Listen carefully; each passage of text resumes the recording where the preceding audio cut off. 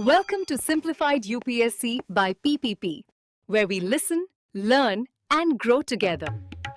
Detailed lecture notes in English and Hindi, plus practice questions for prelims and mains, only on our Telegram channel. Link in description. Like and subscribe for more.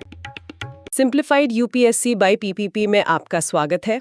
आज हम M Laxmikant की भारतीय राजव्यवस्था के एक बहुत ही अहम chapter पर बात करने वाले हैं।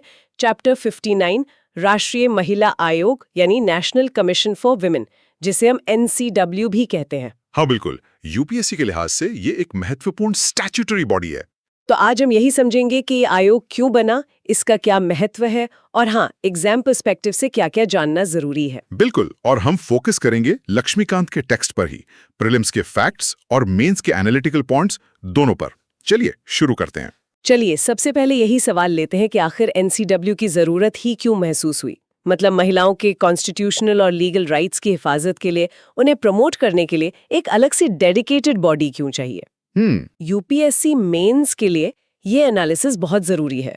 देखिए, एक सवाल ऐसे बन सकता है, राष्ट्रीय महिला आयोग की सांविधिक प्रकृति संवैधानिक निकायों की तुलना में इसकी प्रभावशीलता को किस तरह प्रभावित करती है। विश्लेषण करें। हाँ, ये सवाल बिल्कुल कोर इशू पर है।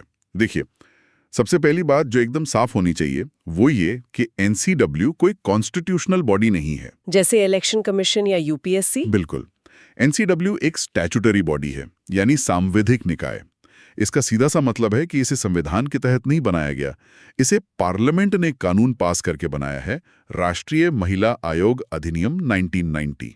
अच्छा, तो ये स्टैट्यूटरी है, कॉन्स्टिट्यूशनल नहीं। हाँ, और स्टैट्यूटरी होने का मतलब है कि इसकी पावर्स, इसके फंक्शंस, इसकी लिमिट्स सब कुछ उसी एक्ट से तय होती हैं। पार्लियामेंट चाहे तो उस एक्ट को बदल भी सकती है। अक्सर ये माना जाता है कि कॉन्स्टिट्यूशनल बॉडीज ज्यादा पावरफुल होती हैं, ज्यादा ऑटोनोमस होती हैं। हाँ, ये फर्क समझना बहुत जरूरी है क्योंकि इसका सीधा असर एनसीडब्ल्यू की इफेक्टिवनेस पर पड़ता है। और यहीं पर आता है एक बहुत इंपॉर्टेंट प्रीलिम्स फैक्ट। एकदम सही। प्रीलिम्स के लिए ये याद रखना है, एनसीडब्ल्यू की स्थापना हुई national commission for women act 1990 के तहत। ये एक्ट 1990 में पास हुआ था। लेकिन आयोग ने काम करना कब शुरू किया? एक्ट तो 90 का है। हाँ, ये अच्छा सवाल है। आयोग ने असल में काम करना जनवरी 1992 में शुरू किया। तो ये तारीख भी अहम है, 1992। ठीक है। और एक और बहुत जरूरी फैक्ट प्रीलिम्स के लिए, इसकी नोडल मिनिस्ट्री कौन सी है? ये आती है ministry of women and child development, यानी महिला एवं बाल विकास मंत्रालय के अंतर्गत।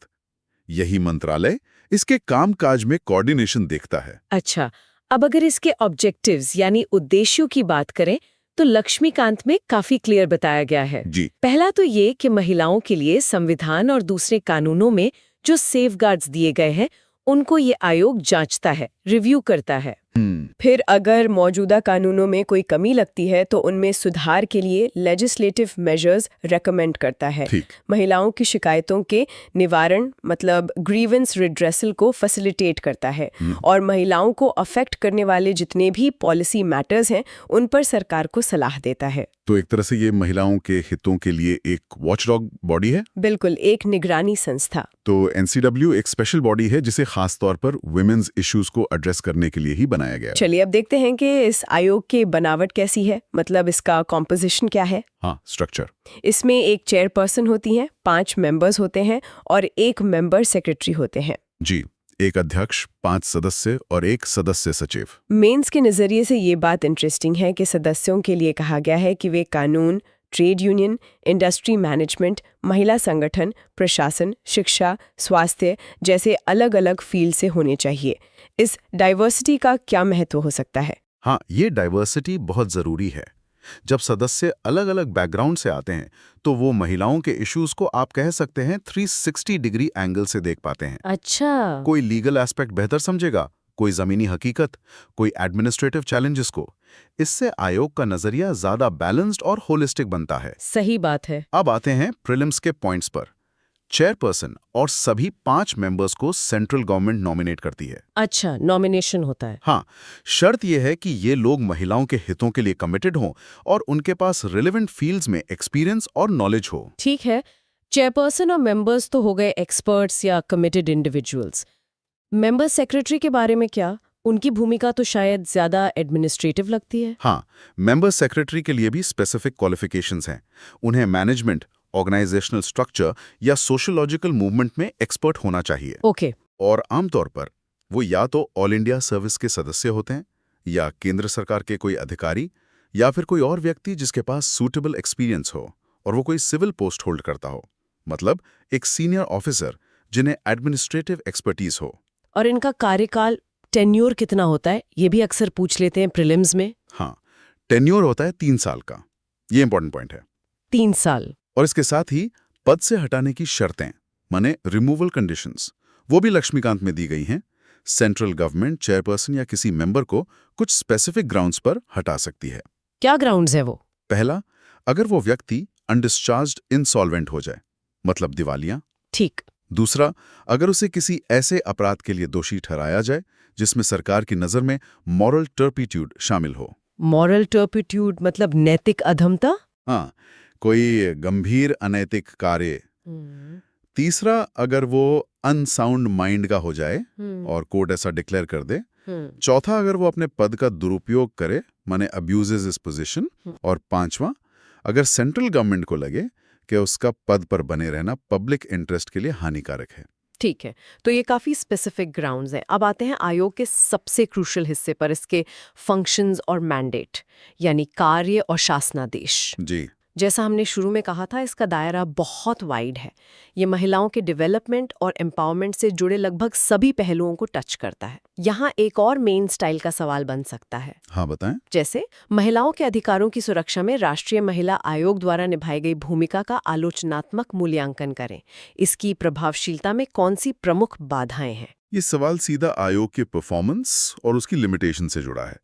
एनसीडब्ल्यू की भूमिका, जैसा आपने कहा, कई तरह की है। ये इन्वेस्टिगेशन करता है, एडवाइस देता है, रिसर्च करता है, अवेयरनेस फैलाता है और मॉनिटरिंग भी करता है। हाँ, एक तरह से महिलाओं के अधिकारों का प्रहरी है, वॉचडॉग। बिल्कुल। चलिए कुछ स्पेसिफिक फंक्शंस देखते हैं जो प्रीलिम्स के लिए इंपॉर्टेंट है। लक्ष्मीकांत के हिसाब से मुख्य कार्य क्या-क्या है? पहला तो कॉन्स्टिट्यूशन और दूसरे कानूनों के तहत महिलाओं को जो सेफगार्ड्स मिले हैं उनकी जांच करना, उन्हें एग्जामिन करना। दूसरा, मौजूदा कानूनों को टाइम टू टाइम रिव्यू करना और अगर उनमें कोई कमी है, शॉर्टकमिंग है, तो अमेंडमेंट्स रेकमेंड करना। ठीक है। तीसरा, महिलाओं के अधिकारों के उल्लंघन या सेफगार्ड्स के नॉन इम्प्लीमेंटेशन के मामलों को अथॉरिटीज के सामने उठाना। चौथा, डिस्क्रिमिनेशन और अत्याचार से पैदा होने वाली स्पेसिफिक प्रॉब्लम्स की जांच करना या स्टडी करके रिकमेंडेशंस देना। और भी है शायद, जैसे रिसर्च वगैरह। हाँ बिल्कुल, महिलाओं की सोशियो इकोनॉमिक डेवलपमेंट में जो बाधाएं आती हैं उन फैक्टर्स को आइडेंटिफाई करने के लिए प्रमोशनल और एजुकेशनल रिसर्च करना। अच्छा, और ये निरीक्षण वाली बात भी है शायद? हाँ बिल्कुल, जेल, रिमांड होम, महिला संस्थान या ऐसी कोई भी जगह जहां महिलाओं को हिरासत में रखा जाता है, उनका इंस्पेक्शन करना और अगर जरूरत लगे तो रिमीडियल एक्शन की मांग करना। और आखिर में केंद्र सरकार को एनुअल रिपोर्ट्स और जरूरत पड़ने पर स्पेशल रिपोर्ट्स देना। इन रिपोर्ट्स में रिकमेंडेशंस होती हैं कि कानूनों को कैसे इफेक्टिवली इंप्लीमेंट किया जाए। लेकिन यहीं पर वो बड़ा सवाल फिर से आ जाता है, क्या ये सब काम जमीनी स्तर पर उतने इफेक्टिव हैं? यही तो मूल बात है। शायद यही आयोग की सबसे बड़ी चुनौती है। कमीशन की सलाह या रिकमेंडेशन सरकार पर बाइंडिंग नहीं है, बाध्यकारी नहीं है। सही कहा। ये सिर्फ सिफारिश कर सकता है, उसे लागू करवाने की सीधी पावर इसके पास नहीं है। ये बात इसकी इफेक्टिवनेस पर बड़ा क्वेश्चन मार्क लगाती है। बिल्कुल सही। और एनसीडब्ल्यू की क्रिटिसिज्म अक्सर इसी पॉइंट पर होती है। ये इसकी सबसे बड़ी लिमिटेशंस में से एक है। अब देखते हैं आयोग की पावर्स और वर्किंग, मतलब शक्तियां और कार्यप्रणाली। हाँ। किसी मामले की जांच या पूछताछ करते समय कमीशन को कुछ इंपॉर्टेंट पावर्स दी गई हैं। इससे सिविल कोर्ट की शक्तियां प्राप्त हैं। दीवानी अदालत की शक्तियां। मेंस के लिए ये समझना इंपॉर्टेंट है कि ये पावर्स आयोग को काम करने में कैसे मदद करती हैं, पर इनकी लिमिट्स क्या है। तो ये सिविल कोर्ट की पावर्स हैं कौन कौन सी, प्रीलिम्स के लिए जानना बहुत जरूरी है। हाँ बताएं। हाँ देखिए, कोड ऑफ सिविल प्रोसीजर 1908 के तहत एक सिविल कोर्ट के पास जो भी पावर्स होती हैं, वही पावर्स एनसीडब्ल्यू को इन्वेस्टिगेशन के दौरान मिलती हैं। जैसे भारत के किसी भी हिस्से से किसी भी व्यक्ति को समन करना, यानी बुलाना और हाजिर कराना। अच्छा। और ओथ पर उसकी जांच करना। किसी डॉक्यूमेंट को खोजने और पेश करने के लिए कहना, एफिडेविट्स पर एविडेंस लेना, किसी भी पब्लिक रिकॉर्ड की कॉपी किसी कोर्ट या ऑफिस से मांगना, गवाहों या डॉक्यूमेंट्स की जांच के लिए कमीशंस जारी करना, और कोई भी ऐसा मामला जो प्रेस्क्राइब किया जाए मतलब जैसे एक दीवानी अदालत सबूत जुटाती है, गवाह बुलाती है, वैसे ही एनसीडब्ल्यू अपनी जांच में कर सकता है। इससे इन्वेस्टिगेशन प्रोसेस में मदद मिलती होगी। हाँ, काफी बल मिलता है। इसके अलावा आयोग खास मुद्दों के लिए कमिटीज भी बना सकता है ना? हाँ, बिल्कुल। और इन कमिटीज में वो बाहरी एक्सपर्ट्स को भी कोऑप्ट कर सकता है। सदस्य के रूप में? कोऑप्ट कर सकता है। हाँ, कोऑप्ट। हाँ, कोऑप्ट, जिनके पास उस पर्टिकुलर सब्जेक्ट में एक्सपर्टीज हो। लेकिन यह ध्यान रखना जरूरी है कि इन कोऑप्टेड मेंबर्स को कमेटी की मीटिंग्स में वोटिंग का अधिकार नहीं होता। ठीक है, अब वापस आते हैं एनालिसिस और लिमिटेशंस पर। जैसा हमने पहले भी कहा और ये बार बार हाईलाइट करना इम्पोर्टेंट है कि आयोग की भूमिका मेनली रेकमेंडेटरी है। बिल्कुल।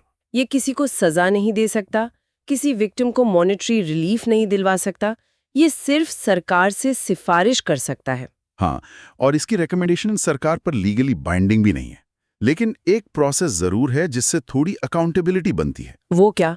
जब कमीशन अपनी एनुअल या स्पेशल रिपोर्ट केंद्र सरकार को देता है तो सरकार को उसे पार्लियामेंट के दोनों सदनों के सामने रखना होता है। अच्छा। और साथ में एक मेमोरेंडम भी रखना होता है जिसमें यह बताना पड़ता है कि रिकमेंडेशंस पर क्या एक्शन लिया गया और अगर कोई रिकमेंडेशन नहीं मानी गई तो क्यों नहीं मानी गई। और अगर रिपोर्ट किसी स्टेट गवर्नमेंट से रिलेटेड हो तो रिपोर्ट की कॉपी उस राज्य सरकार को भेजी जाती है। स्टेट गवर्नमेंट की भी यही ड्यूटी है कि वो उसे स्टेट लेजिस्लेचर के सामने रखे और साथ में वैसा ही एक्शन टेकन रिपोर्ट और रीजंस फॉर नॉन एक्सेप्टेंस वाला मेमोरेंडम पेश करे। तो इससे एक तरह का मॉरल और पॉलिटिकल प्रेशर तो बनता ही होगा। हाँ, कानूनी बाध्यता न सही पर एक जवाबदेही तय होती है। चलिए अब इस पूरी चर्चा को यूपीएससी टेकअवेज के रूप में समराइज करते हैं। प्रीलिम्स के लिए क्या पॉइंट्स याद रखने हैं? Prelims takeaways. पहली बात, टाइप ऑफ बॉडी। यह स्टैट्यूटरी है, कॉन्स्टिट्यूशनल नहीं। Act, national commission for women act 1990, established in 1992, act 1990 का, कमीशन 1992 में बना। Nodal ministry, ministry of women and child development. Composition 1 chairperson plus 5 members plus 1 member secretary. Appointment, nomination by central government. Tenure, 3 years. Powers, investigation के दौरान civil court की powers. Reports, central government को जो parliament में रखी जाती हैं और रिलेटेड स्टेट गवर्नमेंट को जो स्टेट लेजिस्लेचर में रखी जाती हैं। बहुत बढ़िया, ये प्रीलिम्स के लिए एकदम क्रिस्प पॉइंट्स हो गए। और मेंस के लिहाज से क्या की टेकअवेज है? मेंस टेकअवेज, सिग्निफिकेंस, महिलाओं के राइट्स के प्रोटेक्शन और प्रमोशन के लिए एक इम्पॉर्टेंट इंस्टीट्यूशन है। उन्हें एक डेडिकेटेड प्लेटफॉर्म देता है। रोल, इसकी भूमिका मल्टीफैसेटेड है। Watchdog, adviser, investigator, researcher. Challenges, limitations. सबसे बड़ी लिमिटेशन इसका रिकमेंडेटरी नेचर है, मतलब सलाह बाइंडिंग नहीं है। पावर्स की लिमिट्स हैं, पनिशमेंट या रिलीफ नहीं दे सकता। स्टैट्यूटरी वर्सेस कॉन्स्टिट्यूशनल बॉडी वाली डिबेट भी इसकी इफेक्टिवनेस से जुड़ी है। इवैल्यूएशन, महिलाओं के इश्यूज को नेशनल लेवल पर हाईलाइट करने में, पॉलिसी डिबेट को इन्फ्लुएंस करने में इसकी इंपॉर्टेंट भूमिका रही है। लेकिन इम्प्लीमेंटेशन और ग्रासरूट्स इफेक्टिवनेस में सुधार की काफी गुंजाइश है। तो ये था राष्ट्रीय महिला आयोग पर हमारा विश्लेषण। सीधे एम लक्ष्मीकांत के चैप्टर 59 से हमने इसकी जरूरत, बनावट, काम, शक्तियां और सबसे जरूरी इसकी सीमाओं और चुनौतियों को यूपीएससी एग्जाम के पर्सपेक्टिव से समझने की कोशिश की।